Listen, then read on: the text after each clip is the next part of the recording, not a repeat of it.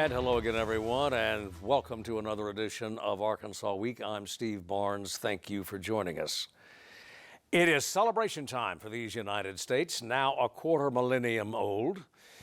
No doubt the July 4th festivities in other states may be bigger, louder, even more colorful, but Arkansas will match them molecule by molecule in enthusiasm and in preparation. On essentially every front, our state's public and private sectors for months have been planning an observance that will continue well past Independence Day, notably in the education sphere. The intent is to make history come alive, to give students, especially, a better understanding of who we are and how we became. And a part of that is the role Arkansas has played in crafting the Union. America's 250th birthday is the perfect moment, it would seem, to introduce a new Arkansas Week. And at a new time, 6 o'clock on Friday, with repeats on Saturday, Sunday, and Monday. And speaking of time, we're expanding our program from 30 minutes to a full hour. So with that, we begin. If we weren't among the original 13 colonies, it didn't take long for the new nation to expand to the south and to the west and to the north. We were a territory before we were a state. In both formulations, we were making history, which means we turn now to a pair of historians with a deep understanding of the way we were and how it became a piece of a larger mosaic. Joining us, Dr. Vaughn Scriber of the University of Central Arkansas and Dr. Tom DeBlack, formerly of Arkansas Tech University, Emeritus. Gentlemen, thank you for coming in. Where do we start? With Jefferson and Monroe, or how? I would say we go back a little farther than that. And this really kind of brings Arkansas into the fold before there even was an Arkansas. Because a major reason the American Revolution breaks out is over land. Yeah. Land that will eventually become part of Arkansas. And you have something they call the French and Indian War. The British called it this. It's a bit of a misnomer. They had native peoples on their side as well. But it's a massive war between France and Great Britain over what they called the Ohio Valley country, which is in present-day Ohio. And when Great Britain wins the war and kicks France out of America, a lot of who they would have called themselves British colonists in America want this land now. And for various reasons, the British government says, well, you can't have it right now. It's too expensive. You're causing more wars. And this really makes a lot of people mad, including our future president and the leader of the American forces, George Washington, who was very clear in his objections to what they call the Proclamation Line of 1763. That's basically a north-south line that says you can't go past here. And he says, we have to go get this right now. We'd be fools not to. And so a combination of anger over land and then some taxes is really going to break out into this world war that is the American Revolution and a British Civil War as well. So it's a complex event in that way. And the stage was set. Stage was set, and as Vaughn said, it's not only a British Civil War, it becomes, particularly in the South, an American Civil War. Significant proportions, probably around 20% of all the colonists were sympathetic to the British.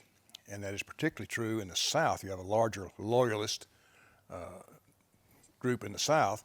And so it becomes really a civil war between Americans in the South. Yeah. So suddenly, no, not suddenly, it took decades actually, we become a territory. Yes. I'm sorry. And it's interesting too, because I like that Tom mentioned this idea of the Civil War. And you know, we're in the 250th anniversary right now of Americans declaring their independence. I oftentimes study the Revolution from a British perspective. So from the British perspective, Americans don't actually gain their independence until 1783. But we as a nation declared ourselves separate in 1776. But who was the we? There were plenty of people in the colonies who were saying, well, this is a horrible idea. We want to be with the British side. Or there are other people who say, we want to be with the American side. And there are plenty of other people who are saying, I don't really know which side I'm on. And it's going to flip-flop because leave me out of this. Exactly. Right? I want to have my farm or I want to have my tavern. I don't want to get wrapped up in all of this. And so it was this Civil War and this really human day-to-day struggle at the time. And it's interesting that we're in this moment now where we can remember this time, 1776, the Declaration of Independence.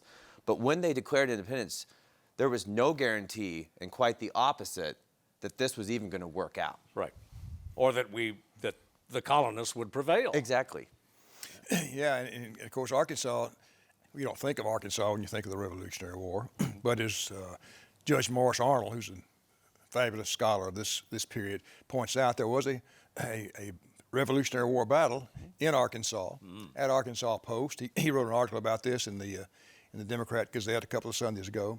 And it's so convoluted, Steve. It's Scots and British and Chickasaws and Quapaws and French and Spanish. You have a French commander of what's now Spanish territory where Arkansas Post is located. The term melting pot comes Absolutely. comes to mind. And many of the people who are fighting in this Arkansas Post phase are Métis. They're mixed race people. Yeah, how did that evolve, that Arkansas Post?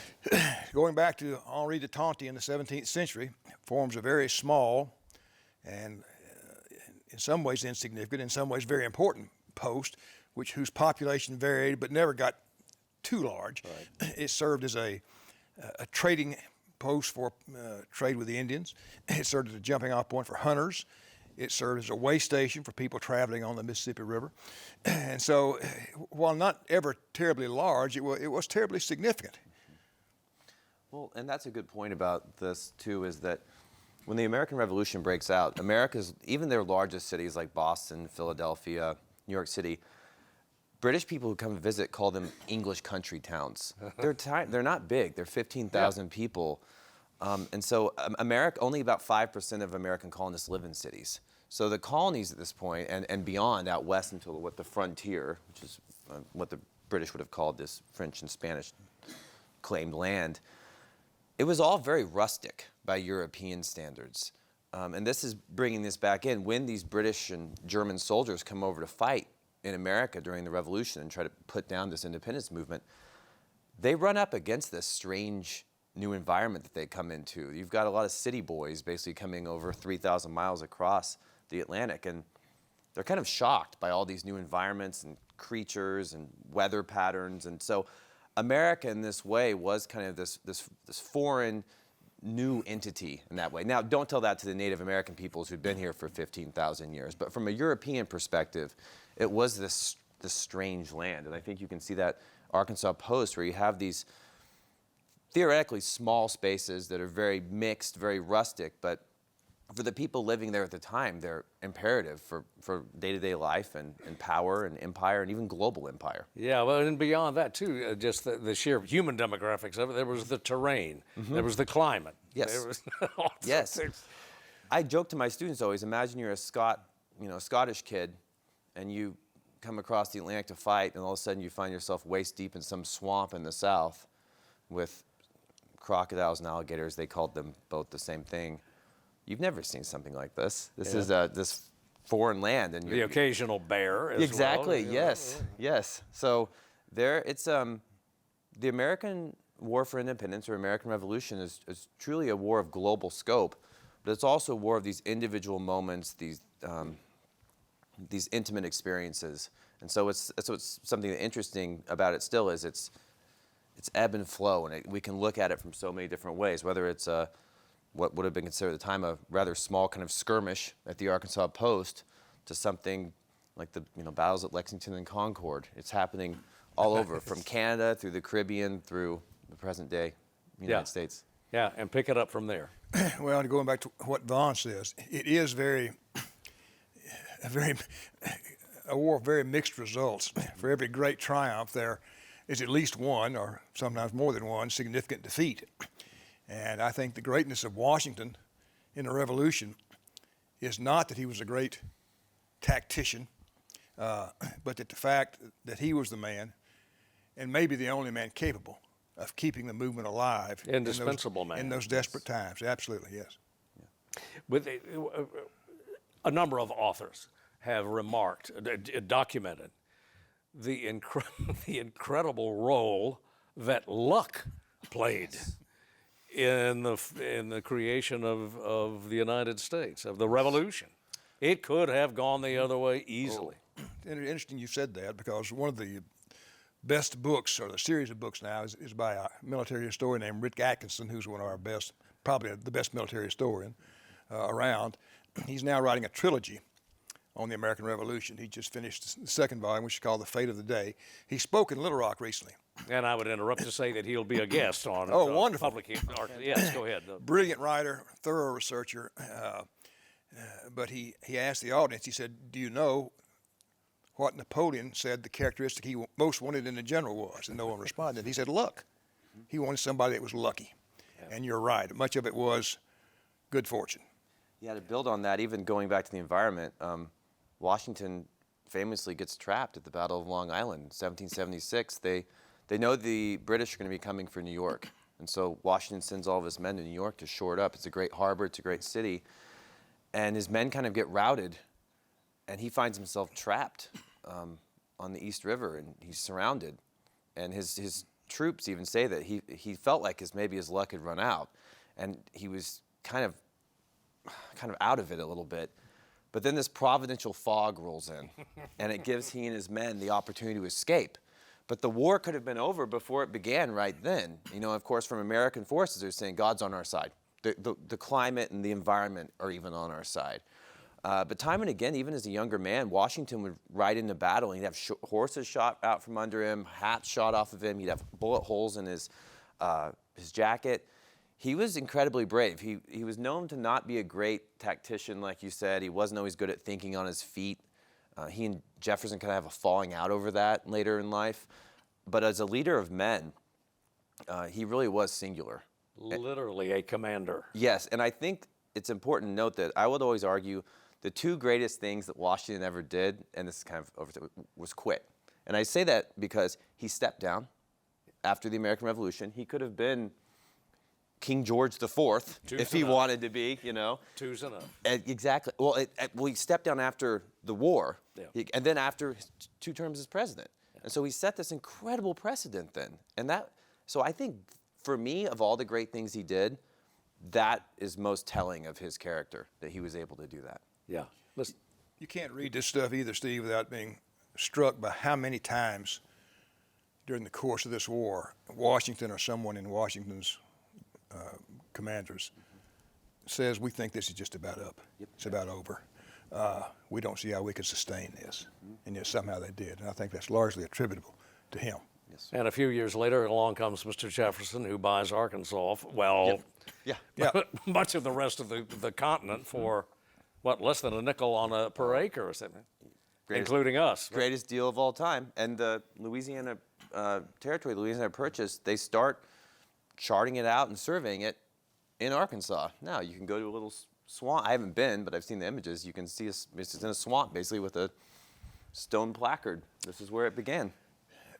Something else that I think is very important to remember in all this is that the importance of allies.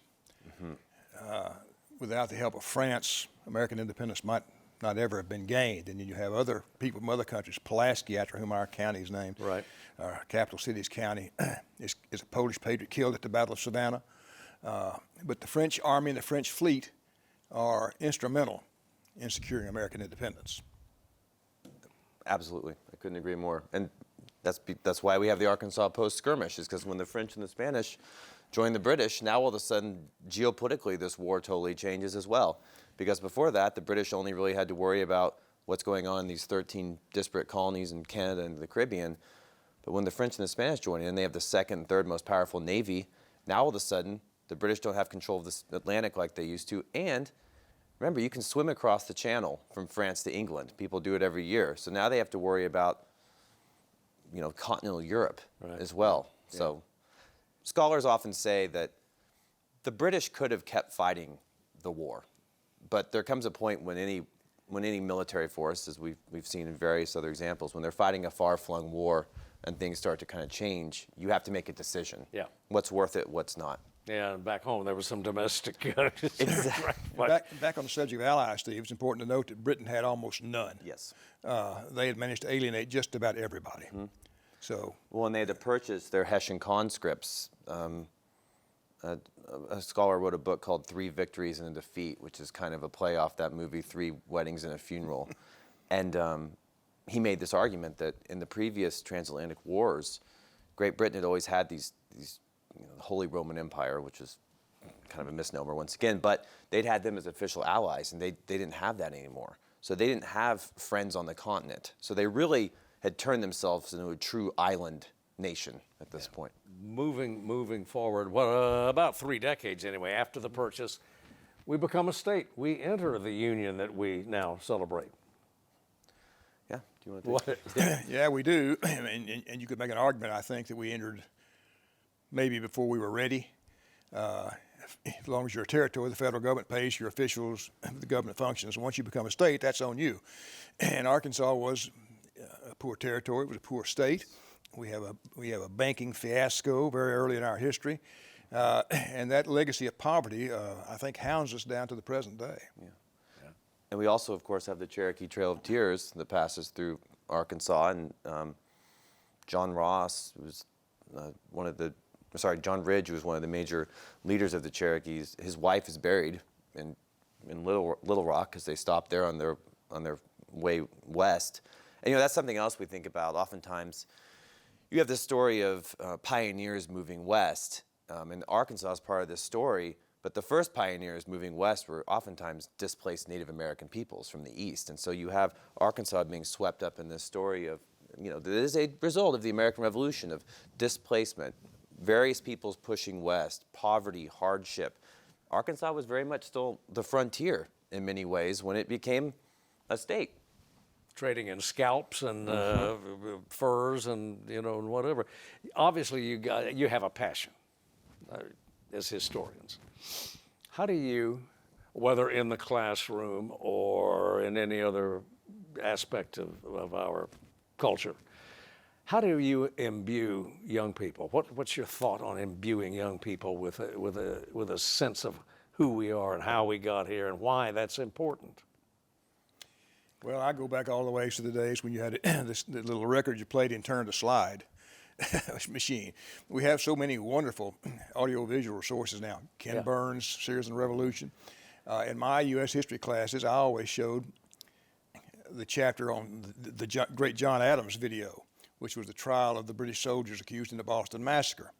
And I think that helped bring home what the time and the place were like. I think that's one of the hardest things for historians to do, is to get modern day students to understand how different the time and the place were.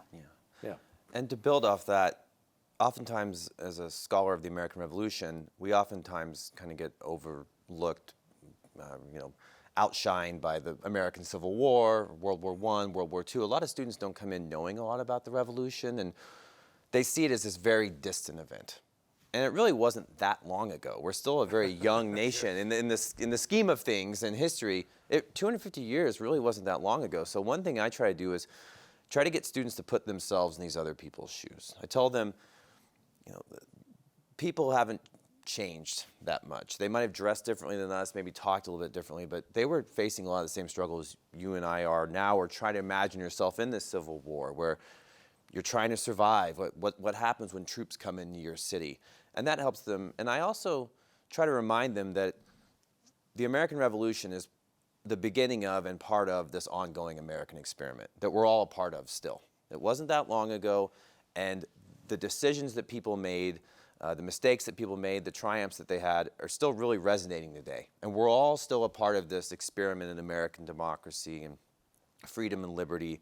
And we've done some pretty incredible things in a very short period of time. But to understand that, you have to go back to the beginning. Yeah, so there remains this and all too often there remains a disconnect anyway between life today and the revolution. Yes, and that's hard to bridge. Not just among young people No, either. no, absolutely not. That's what's hard to bridge, because I used to talk in my class about, think of the first 10 or 20 things you did today after you got up. You couldn't do any of those things in this time period. That's how much things have changed. It was a different world in many ways. Yeah, it was, and I agree, but I will say that I still think we as people haven't changed that much. If you read people's diaries from the times, they had stresses and anxieties, they worried, they had crushes, they had heartbreak, But at the same time, the past is a different country, in many ways. And so to try to get students to understand that time period, but also try to see themselves in that time period. And as Tom has mentioned, it was a incredibly, this idea of this melting pot in the past. There are people from all over the world, people from all sorts of different backgrounds participating in this conflict or trying to avoid it. And so almost anyone can find connections with this time. As historians, you, almost by definition, you take the long view. Here we are at 250, and we have been through a lot in the first 2.5 centuries. Do you find, should we be what's the basis for our celebration? Can we keep it going? I think that Are we owed a celebration of us? I think so, absolutely. I think America has in many ways been the hope of the world, and hopefully will continue to be the hope of the world. But I don't think you celebrate something by refusing to acknowledge the bad things that happened in your history as well. You can't whitewash it. You have to take the good with the bad. You have to seek out the truth and present it as closely as you can. And I think that's the task that all historians struggle with, is to try to find that balance and to try to be as objective as possible. Yeah. I totally agree that this is this human story, and as humans, we're complex. And I say this once again to my students all the time. Have you ever done something you're not proud of? Of course, and America's story is the same way. We've done incredible things. Incredible doesn't always have to mean good or bad, but we are indeed the Declaration of Independence was a world-changing document, and we're still living in the era of this declaration, and we're still figuring it out as we go. But I think we should celebrate it, and I think we should also use this as a moment of reflection and think about not just the last 250 years, but what are the next 25 or the next 50 years going to look like, and how do we use this as a reflection point, but also a projection point? Where do we want to go from here? Yeah, so... And also the thing is, whether as individuals or as a nation, you can't really understand who you are or plot out where you're going unless you have a really good understanding of where you've been. And I think that's why history, the study of history, is so critical to the modern student. Teaches us empathy, teaches us how to see beyond our worldviews or our life experiences and connect with peoples and ideas and places that are seemingly far-flung, but oftentimes aren't as much as we think so. Yeah, a couple of minutes remaining, and I will pose this question. The notion of American exceptionalism, is it still valid? Is it valid? That is maybe the question of America and American history, whether we're looking at the frontier or the American West or American independence.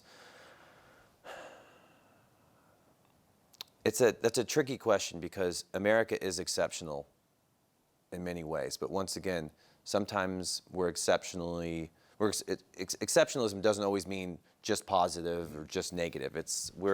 We're this ongoing experiment, right? Yes, I think there's American exceptionalism, but if you can't look at the World Cup now and without thinking that every nation has a sense that it is in some way exceptional, whether it's French, German, whatever, they're exceptional. But yes, American exceptionalism, sure, and as Vaughn says, good and bad. Yeah, and to be a nation is to have this idea of exceptionalism, and oftentimes our history is sometimes taught through this lens and learned through this lens, and it's our job to be as objective as we can in that. Yeah. Dr. Scribner and DeBlack, thank you so much for coming in and sharing with us. Thank you. Thank you. And we'll be back in a moment.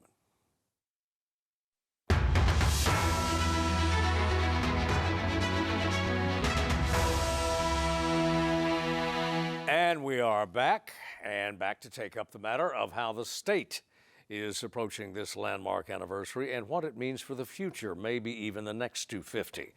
We're joined by Secretary Shea Lewis of the State Department of Parks, Heritage, and Tourism. He also chairs the Arkansas250 Commission. And Commission member Dr. Ken Warden, head of the State Division of Higher Education. Gentlemen, thank you very much for coming aboard. Mr. Secretary, Mr. Chairman, we will begin with you.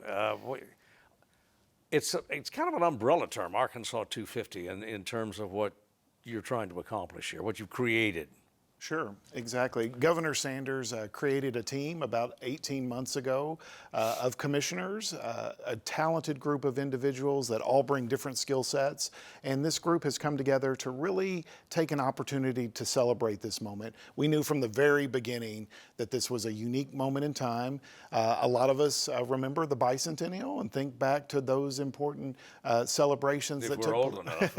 if you're old enough. It was a little young for me, but to remember. But it's something that we wanted to do was to make it memorable and connect to Arkansans into America's history overall. Yeah, and how are you going? Well, really, you've got about a 5-element plan that under the Arkansas250 rubric. That's right.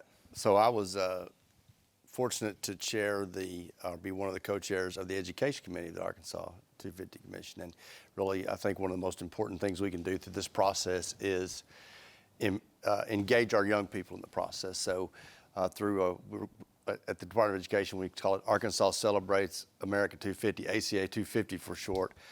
We create a lot of content, a lot of activities that are age appropriate from our children, a lot of partnerships through our school districts, through the libraries, other nonprofit partners, Crystal Bridges, the Clinton Library, to develop some things to really ensure that all Arkansans and young people have the opportunity to not just remember it, but to have an experience related to that. And the 3 C's we say are connect, celebrate, and contribute. So we want our students to connect to America's history, want to celebrate Arkansas as part of the story, and contribute to the future success of how they're not just learning about history, but how they are a part of this citizenry that's creating history for the next 250. Yeah, not to be cynical, but young people are notoriously difficult to engage, as you, particularly in something like history. They don't see the connect.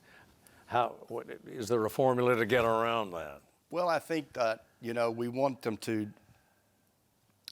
engage in it, as I mentioned, and so creating activities where they are using inquiry, using hands-on activities to experience it, not just to have it force-fed to them, which is some perspective of classroom instruction. It's more about learning through inquiry and experience. And so we've designed multimedia activities, hands-on activities across the spectrum to make sure that students are engaged, from college-level students who are involved with oral history projects to grade school students who are experiencing digital content through partnerships with Virtual Arkansas and others. Yeah, Shea Lewis? We knew at the very beginning that we wanted to connect to the youth of our state, but also all age students, and really it was going to be a priority. The governor has put a lot of emphasis into the education department and the work that is going on there, and we knew that connecting not only what they would learn in the classroom, but over to civic engagement and to community pride was a real important part of this. Is that we really wanted to instill that feeling of patriotism of just what is going on during this special year. Yeah, and another element of what you're trying to do, as we understand it, is raise the stakes, but engage communities in a way, towns, cities, boroughs, in a way that perhaps hasn't been attempted before. Sure. We knew that, as a commission, we couldn't do all of, the things ourselves. We can't be successful without community involvement. And we were going to quickly depend on other agencies to help support, but also depend on the communities to offer these great events. And we're seeing some tremendous things happen. We're seeing flagpoles dedicated in Leslie, Arkansas to the semi-quincentennial. It's a word that we're all getting used to saying now. We're seeing great events being planned in Jonesboro, Fort Smith, El Dorado, Northwest Arkansas. It's all coming together because of the community involvement. Yeah. Ken? Yeah, so as far as with communities, these students all have families at home, and we created experiences with partnership, for instance, with the Secretary of State's office, where we could create a passport project so they can download the activity, print out their passport book, and then seek out the places near to their home that they can go and engage and get their passport stamped. And when they fulfill their passbook, they're then eligible for or receive gifts for their participation. So there's a prize at the end of it, and not just to engage them in the classroom, but things for their students and their parents and students can do together, or their families can do together, that's maybe not so costly, but also engages them locally in what those local contributions are to the Arkansas story, to the national story. Yeah, Secretary Lewis seems to think it's going over pretty well. What's the enthusiasm level? I mean, what's the response? We've received great response and feedback, not just from our classroom teachers, but from others. And I think, we rely on a lot of partnerships, like I said earlier, with the libraries, with the Secretary of State's office, with Parks and Heritage, with all of these. But, one of the biggest things is that impact of that teacher. So we created grade level appropriate resources that are free downloads for the teachers. And we used existing resources in the division. We are constantly creating content, frameworks, lesson plans. So just theming those social studies and civics lessons and history lessons around 250 to really accent and really shine a light on this year in this celebration. So it's good work, and I'm super proud of it. Could not be more proud of our team over at Department of Elementary Secondary Education and Curriculum for their support of this. I will say, just from the outside looking in, from the outside of the Department of Education and the team that Dr. Warden put together and Secretary Oliva just knocked the ball out of the park. It's amazing the creativity that went into it and how quickly they produced the materials, but just how students have received this information has been very positive. Part of the charge, anyway, of the commission is to keep it going beyond, the 4th of July weekend.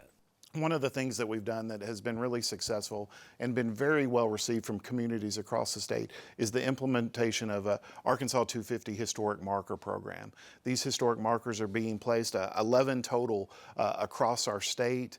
We've been having ceremonies and unveiling these as the year has been going on.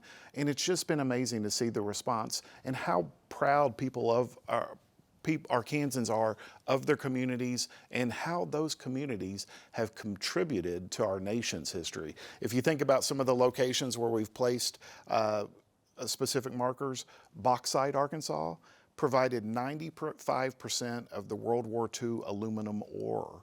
Places like the Daisy Bates House in Little Rock, where the Little Rock Nine gathered in the morning before going to Central High.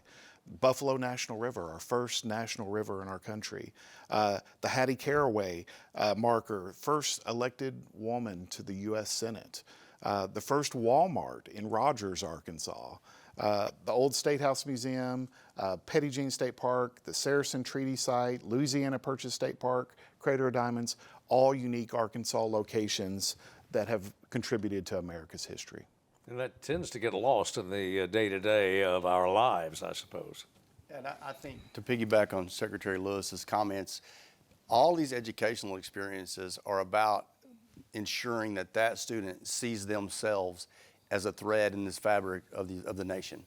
And so, to give you a few specific examples, the Arkansas Christmas Ornament Project was themed around 250 this year. So we had over 160 school districts represented, over 300 students submitted a Christmas ornament project. Those are up on display at the Capitol. We have another unique example for adult students.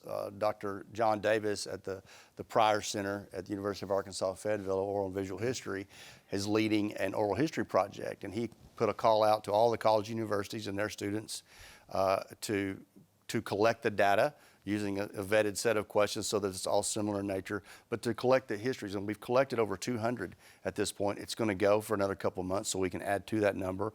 But those students engaging with those folks who have something to say and putting that in the archives or at the Pryor Center.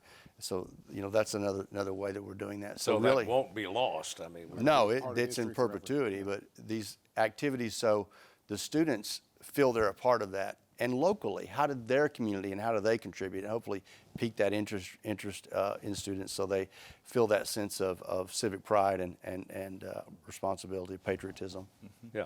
Where do you want to take this, Shea Lewis, from here? Well, there's things happening, on the national level as Right. well. We've been a part of a time capsule program. So 250 years from now, each state contributed one item to a time capsule that'll be stored in the Independence National Monument in Philadelphia.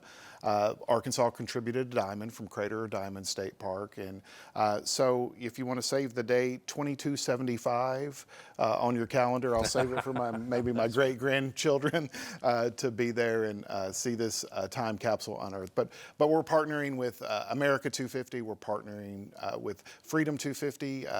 The America State Fair starts this weekend on the National Mall.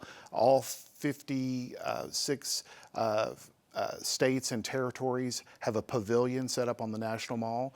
Arkansas will be represented there. Our tourism division has put together an activation where people can come by and get a sampling of what Arkansas is about. So we're taking this as an opportunity to tell others about Arkansas and invite them as part of the tourism industry to come visit us and experience the natural state. Yeah, there would seem to be a special role for educators at every level, but including higher ed.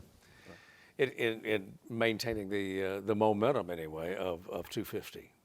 Yes, I think there is. And, you know, through these projects, I think we're hoping just to spark or regenerate some of this interest and sense of patriotism. And I think there's still opportunities. So if folks that are watching have an interest or know someone who has an interest in contributing, like to the Oral History Project, if you don't mind, I'll give Dr. Davis's email address. He asked me to do that. It's jcd09@uark.edu.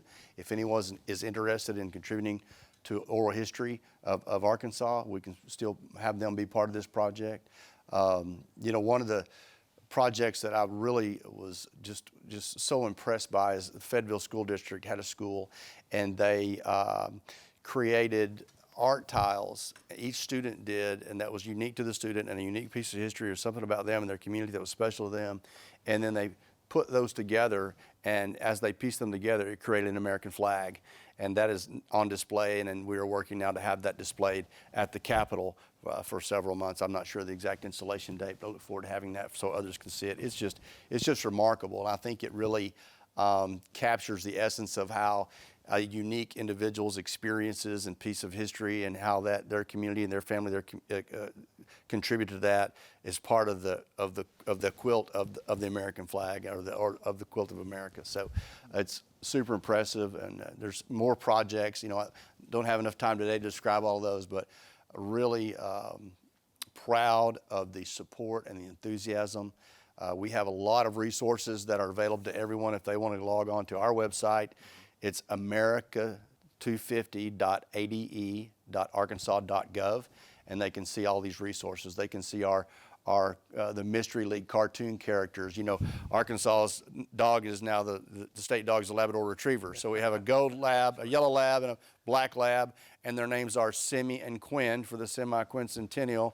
I thought that was pretty cool. And they travel around with our characters in Mystery League episodes, and it's neat stuff. Yeah, what else are they going to find there on that site? All the things. So they're going to find all the educational resources, right. Things with the Secretary of State's for the passbook. They can see things about the Ornament Project. They can see all the resources and content for teachers and learners. So, and it's not just available it's all schools in Arkansas, public, private, what have you. And so, and if they haven't accessed those resources, there's a lot there to see and do, and really the resources you need so that you don't have to create something from scratch. You can go participate in a project that is already there and handy and ready for you. Yeah, Mr. Chairman? You can also visit Arkansas250.org. If you're in a community that's having an event, it can be listed on there. We'll share it on our social media outlets as well to help promote and encourage attendance to those events as well. There's also resources there that can be downloaded, and you might have noticed, you know, we've had partners with RDOT, the Arkansas Department of Transportation, and Director Wiley worked closely with us. And if you're on a state highway and you cross into a new county line, you'll see the Arkansas250 sign on each county entrance as you come into a new county there. It's pretty exciting, as well as the flags that we have all across the state that are going up everywhere just to remind us of this special year. Multi-agency approach then. It is, yes. Yeah. We're fortunate to have just a lot of partners that wanted to be involved with this on the public side and the government side, but also the private side as well. Yeah, where from here? That's a good question. You know, I think for us, as we kind of look into the fall and as the school year continues or starts next year, going into the rest of the year, we've got more historic markers that will be going out specifically. We know several events will be taking place in the fall as well. We know there's a strong connection to some of the football games that will be taking place and have an opportunity to celebrate that. Recognize veterans on Veterans Day as all of this continues through the year. I know everything is gearing up towards the 4th of July, and it's going to be an important time to celebrate, but it is going to continue throughout the rest of the year. Yeah, Ken Warden.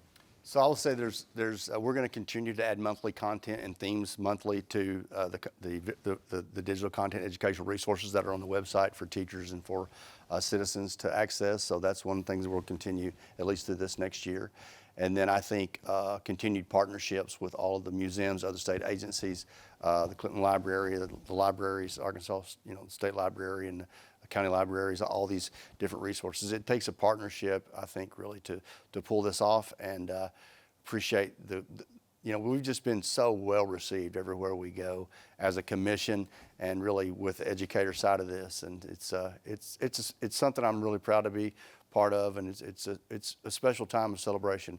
I have enough gray hair to remember the bicentennial. I was a young fella, but I do remember some things that have carried, I've carried with me about the time of the sense of patriotism and what happened in the bicentennial. So it's special for me to be a part of this personally. So yeah. If the train runs on time, if the plan works, the observance won't end at midnight on July 4th. Not exactly, no. But and if you're looking for something to do between now and the 4th of July, or now and through the end of July or the end of the year, Crystal Bridges has a tremendous exhibit on America250 that runs through the end of July. So it does have a sunset at the end of July. But the Old State House Museum in Little Rock, we have a Before Us, Beyond Us exhibit that'll run throughout the year. It's open, it's free, and available to the public. It's really, really amazing to look at Arkansas's history through all of our different state mottos. So you can kind of, see history in a unique way there. So yeah. Ken Warden? Well, I think it's kind of finished where I started with the 3 C's. Connect to America's history, celebrate Arkansas's piece of that history, and then contribute. So it's important for our students particularly learn these things, to see themselves there and realize how they're going to contribute and what those contributions might be moving forward in their future, and really how that's going to contribute.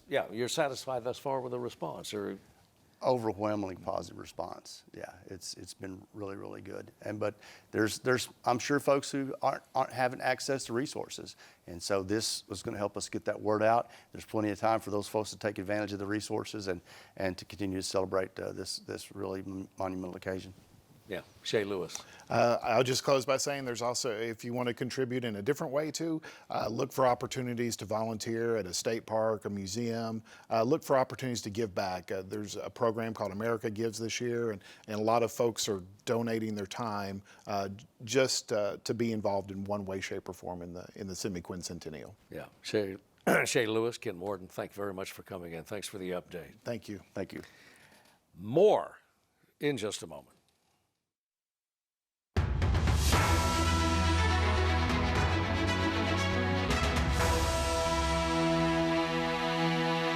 And finally, in this edition, the nuts and bolts of engaging young people in the stuff, the legacy of our history. Arkansas TV is a part of that mission, naturally enough. So, naturally enough, we turn now to Bella Kerby, Arkansas TV's Youth Engagement Coordinator. Bella Kerby, you've been busy. Yes, I have. We've been doing a lot of things all around the state. Transcribe-a-thons, screenings, you name it, I've been there. Go tell us a little bit more about transcribe-a-thons. Yeah, so at first I had no clue what a transcribe-a-thon was, and when they asked me to help them host them, I was like, All right. So I had to do a little bit of research, but Transcribe-a-thons are a partnership with the Library of Congress for their By the People initiative. So basically, the Library of Congress has this giant amount of documents that are all primary sources. So they're all handwritten or older sources that aren't digitized. And they reached out to normal citizens to say, hey, help us get them in our database. Yeah. And so we've been hosting gatherings for people all across the state in every community, every age, to come and bring their computers or use a library's computer to type in these primary sources for the Library of Congress. Right. And we're talking about documents such as? Such as one of the most famous ones is Rosa Parks' pancake recipe, which has peanut butter in it. We thought that was really fun and delicious sounding, honestly. Yeah. Yeah, and we did also a lot of other recipes, songs. There's a lot of gossipy things as well. We have journals, diaries. We were once reading a court-martial for someone who was being taken to a garrison, and we were obsessed with what was going to happen next. We couldn't stop transcribing. Yeah. Have you found that sometimes people don't know what they have? They don't know the value of what they have. It's just always been around, you know. It's over in a corner, up in a closet, wherever. Yeah, it's really interesting once you kind of dive into it, because I think a lot of what our historical connections are is, oh, this is only important if it's something big and famous and at a really important time, but some of the most important things that you can learn are from a day-to-day journal or a diary, which is often overlooked. And most of the time, the reason it's not in the database. So we're reading these people's diaries, we're getting a really comprehensive look at what did they do for Christmas in 1875? Right. What did they do for dinner that day? Who did they see? What's the gossip? You know, and that's kind of, we're able to get a much better look and have a lot more fun looking at those different small things. Yeah, what did a pound of wheat cost, or flour cost, or, yeah, that sort of thing. Yeah. Those are, transcribe-a-thons, all right. And then? And also our screenings. So we recently had one at Hendrix College, which I went to at the time, yay. And we had a great success in watching the new Ken Burns, Sarah Botstein, and David Schmidt documentary about the American Revolution titled American Revolution. It's a mini-series. And we had that and a student and professor panel. Right. So we wanted to hear, I really wanted to make sure that we had students on the panel, because that's my job, is youth engagement. And also I think talking to students, they want to hear from students. So we asked them, you know, why this? Why now? So why the American Revolution? Why now? Obviously, it's the 250th anniversary. But why should we care is a lot of the sentiment from young people. Why should we care? What does this have to do with me? And so I asked people, you know, why? How do you connect? How do you feel about it? And I think connecting to, instead of, you know, a historical moment or a historical figure, we found a lot more success in connecting to the ideas and the values of the American Revolution. So what does being revolutionary mean to you? What does freedom mean to you? And we got a lot more success with engagement that way. I asked my friends, what does it mean to be revolutionary? And a lot of them said things like volunteering in a soup kitchen, or helping my grandma with something, or being kind. So things like that. Yeah. Well, I was going to ask what the reception has been among that generation, which, may I suggest, is yours as well. Yes, yes. I think at first, when I talk to a lot of people my age, they seem a little bit disconnected from the idea, but I think it's really important to ask people why they feel disconnected from it. Right. And then once you dive into, you know, maybe it's you're looking at your phone and there's 5 million other things happening and being thrown at you all the time. And I don't have time to, you know, think about history. I have all these other things to do. But I think once you are able to connect it to them and meet them where they're at by saying, you are being revolutionary every day. It's not just something that happened 250 years ago. We're continuing these revolutionary ideas and actions with things that you may not think are powerful, but they're powerful in your community. They're powerful to the people near you. And so connecting them to those ideas has been absolutely monumental. I think everyone has, once they realize, oh, I am being revolutionary, I am a revolutionary, because you're a revolutionary, I'm a revolutionary, Sure, because we're benefiting from the revolution and we're continuing the plans that they made for us without even knowing us 250 years ago. And so having those thoughts and those ideas, students and young people are finding themselves super able to connect to these ideas. And it makes them really excited to dive back into the history and say, well, if I'm a revolutionary, who else was a revolutionary? And so having those connections over time, I think, really helps. Yeah, can you keep that? Can you sustain that enthusiasm?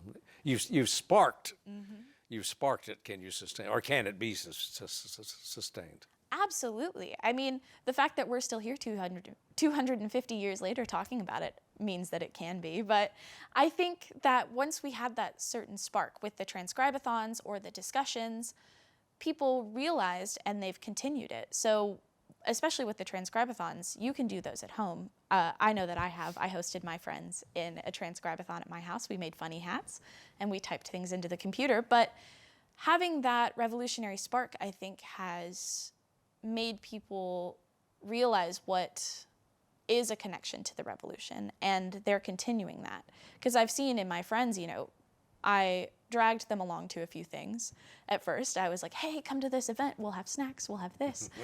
Please come, please come. And once they got there for the snacks or the tote bag or whatever, watching the documentary and hearing their peers or professors talk about how it's connected to us today, they came to me weeks, months after. They'll still text me and say, hey, this is really, like, do you remember this thing? You know, I've been thinking about it. This is what I've been thinking about. You know, I saw this. I went back and watched the documentary, or I connected this, or I saw this thing about the 250th on my Instagram, and I thought I'd send it to you because we bonded over this. So, yeah. Yeah, I guess the ultimate, or one ultimate objective is to, through a new appreciation, a new enthusiasm for history, to build on that momentum and create a more active, engaged citizen in all respects. Yes. Yeah, we've seen that. A greater civic awareness, a greater Yes. civic participation. Yeah, I connected with a lot of young people across the state, and especially at the transcribathons, because that is a moment of civic engagement. We're helping the Library of Congress. Right. And I talked to a lot of high schoolers who were at first there for extra credit, and then they realized, oh my gosh, this is the best thing ever. And they were connecting with not only their peers, but people from other generations as well. So people who were there with their grandma, and maybe grandma can't type as well.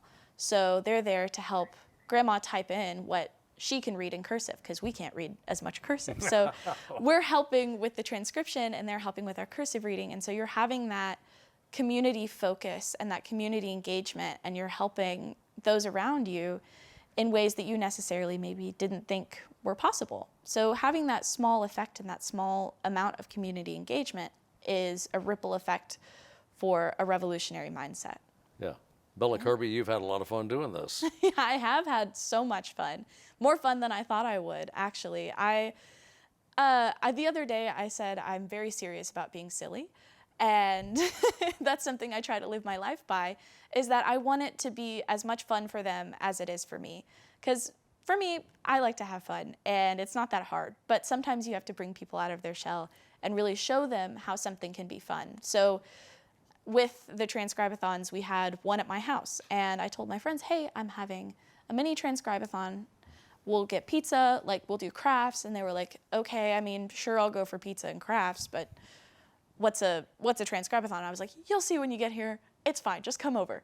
So I invited a bunch of my friends over on a weeknight, a school night even, and I said, we're gonna make fun hats out of paper. We made little tri-corner hats to be very colonial, and they stayed all night and had such a fun time. Thanks for your work. Yeah, Thanks thank for you. your work. As always, we thank you for watching, and see you next time.